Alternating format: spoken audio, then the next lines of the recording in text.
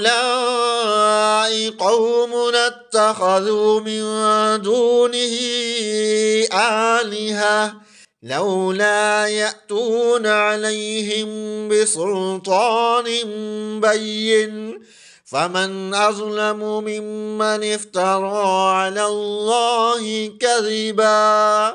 یہ ہماری قوم کے لوگ ہیں جنہوں نے اس پروردگار کو چھوڑ کر دوسرے معبود بنا رکھے ہیں۔ اگر ان کا عقیدہ صحیح ہے تو اپنے معبودوں کے ثبوت میں کوئی واضح دلیل کیوں پیش نہیں کرتے؟ بھلا اس شخص سے زیادہ ظالم کون ہوگا جو اللہ پر جھوٹ باندھے؟ یعنی قوم کے لوگوں نے اللہ کو چھوڑ کر جن کو معبود بنا رکھا ہے ان کے بارے میں واضح دلائل دیں اور ثابت کریں کہ وہ واقعی عبادت کے لائق ہیں۔ ظاہر ہے جن بتوں کو ہم نے اپنے ہاتھوں سے بنایا ہو اور ہم نے ہی شکل دی ہو وہ ہم سے بڑے کیسے ہو گئے بلکہ ہمارے محتاج ہوئے، تو ان کی عبادت نہیں کی جا سکتی۔ عبادت کے لائق تو صرف اللہ ہے جو ہم سب سے بڑا ہے، ہمیں پیدا کرنے والا ہے اور ہم سب اس کے محتاج ہیں۔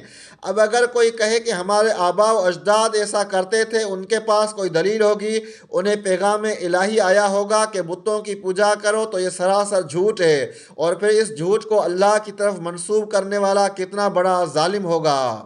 اصحاب کہف کی گفتگو سے ہمیں یہ بھی سبق ملا کہ اگر اپنی ہی قوم کے لوگ غلط ہوں تو ان کو بھی غلط کہنا ہے، ورنہ ان کے باطل عقائد اور نظریات انسان کے اندر سرایت کر کے انسان کو تنزلی کا شکار کر دیں گے۔